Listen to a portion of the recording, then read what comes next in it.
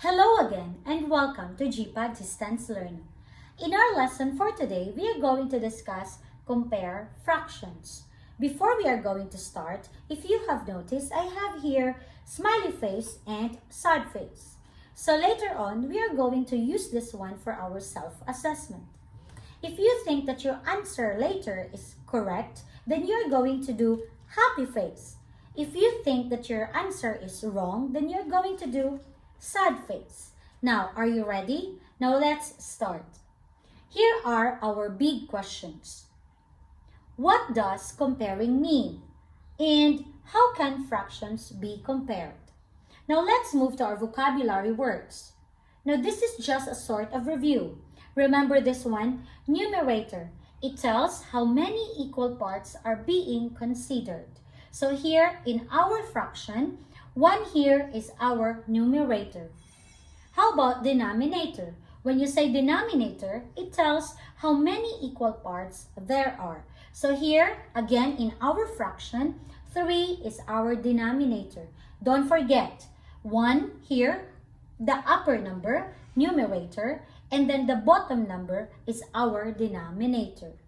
Now, let's have a quick review about fraction. So when you say numerator, here in our first figure, 1 is our numerator. Second figure, 1 also is our numerator. How about in the third figure? 3 is our numerator. Now, 3 here is the number of parts shaded in. Let's try to check this third figure. 1, 2, 3. There are 3 parts shaded in. That's why we put here 3. So remember, 3, number of parts shaded in. How about the bottom number? 4. 4 here is the total number of parts. We're going to check this figure again. We're going to count 1, 2, 3, and 4. So we have 4 total number of parts. So that's why we put here 4. Remember, 4, the total number of parts. Now, we are going to use this symbol so that we are going to compare the fractions. Or here, we are going to use greater than, less than, and equal to. Again, in comparing fractions, you're going to use all these symbols. Now, I have here 2 fractions. And then we are going to compare which is bigger. Now, if you have noticed, we have here 4 and here 4. So, 4 here is our denominator. And denominator is the total number of parts. That's why we will put here 4 parts. So here we have 4 parts. Here also we have 4 parts since the denominator and this fraction is 4. Now how about 3? 3 here is our numerator. And remember, when you say numerator, the number of parts shaded in. That's why since this is 3, we are going to shade 3 parts. Now 1, 2, and 3. How about this? Since this is 2, we are going to shade 2 parts. So 1 and 2. Great. Now we are going to assess. Check the parts. If you are going to check all the parts, 3/4 has the more number or the more number of parts shaded in. If you can see it here, we have 3 parts shaded in. How about here? Only 2. That's why 3/4 is bigger than 2/4. So we are using this symbol. Now you are just going to imagine that this is the mouth of a crocodile. So the mouth of a crocodile is always facing to the biggest number. That's why 3/4 is bigger than 2/4. Now here's the rule. If the denominator is the same, then the fraction with the biggest numerator is the biggest. Now let's make it slower. If the denominator is the same, so we have the same denominator, right? 4 and 4. Then the fraction with the biggest numerator is the biggest. So again, we have the same denominator. Then you are going to check the numerator. If the numerator is the biggest, then that fraction is the biggest. That's why 3/4 is bigger than or greater than 2/4 because 3 is bigger than 2. So that is our first rule. Now let's check again another example. Again, if you have the same denominator, you're going to check the numerator, which is the biggest numerator, that is the biggest fraction. So here, since 5 is the biggest, then 3/10 is less than 5/10. So 3/10 again is less than 5/10 because 5, our numerator, is bigger than 3. We are done with the first rule. Then we are going to move to the second rule. Now here, if you have noticed here, we have the same numerator. Now here is the second rule. If the numerator is the same, then the fraction with the smallest denominator is the biggest. Again, if the numerator is the same, you're going to check the denominator, which is the smallest. If that one is the smallest, then it means that that fraction is the biggest. So that's why 1/4 here is greater than 1/8. Again, because they have the same numerator, you're going to check the denominator. So if the denominator is the smallest, then that fraction is the biggest fraction. So let's have another example. So here is our second rule. Now remember, when the numerator is the same, you're going to check the denominator. So what do you think is the answer here? Yes, the answer here is 3/4. 3/4 is greater than 3/5. Why? Because we have the same numerator.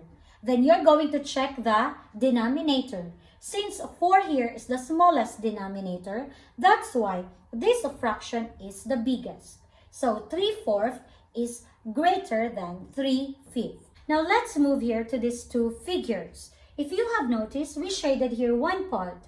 Since we have here fraction and the numerator is 1. So remember, numerator is the number of parts you shaded in. So how about here to the second figure?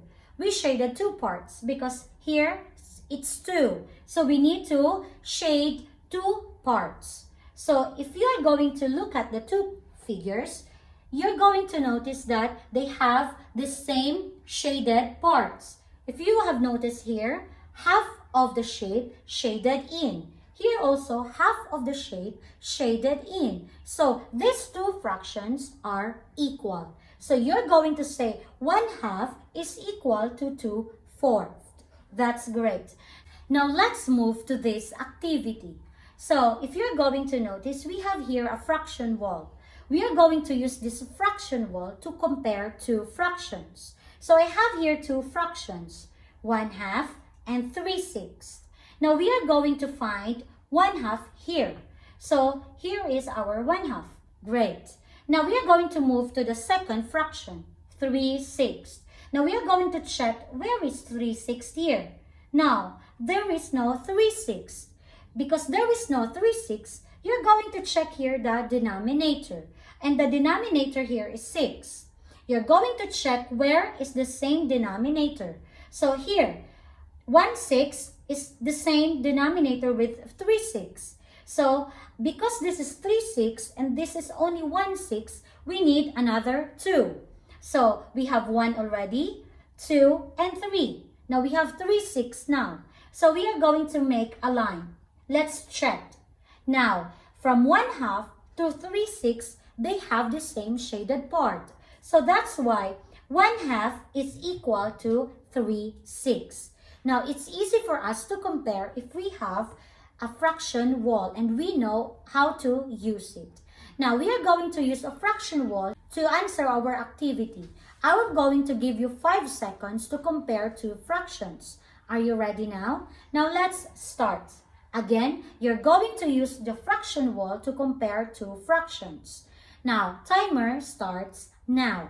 5, 4, 3, 2, 1, 0. Great. Now, what do you think? Your answer is correct or wrong? You're going to make a sad face there if you think that your answer is wrong.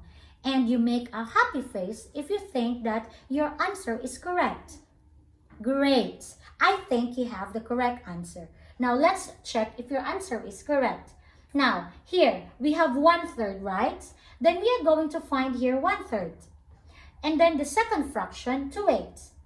Now, we are going to find 2/8. But since there is no 2/8, we are going to check the denominator, 8. So here, the same as 8.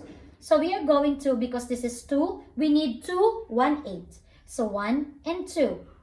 So we have here 2 1/8 now. So again, 1/3. This is our 1/3. And this is our 2/8. So 1/3 is bigger than 2/8 because the shaded part is more bigger than the 2/8. So the answer here is 1/3 is greater than 2/8. Now, I will give you again another 5 seconds to answer the next fractions. All you have to do is to compare the two. Are you ready? Now, let's start. 5, 4, 3, 2, 1, 0. What is your answer? Now, you're going to assess your answer. What do you think? You have the correct answer? That's great. I think you have. So, I'm going to give you happy face. Now, the answer here is 4/6 is greater than 5/8. Now, let's move to the third one. What do you think is the answer here? 5, 4, 3, 2, 1, 0. The answer here is 9/12 is equal to 6/8. That's great. I will give you a happy face for that, for doing a good job. Now, that ends our lesson for today. I think you're ready now to answer the online quiz posted in the Google Classroom. Thank you and have a good day.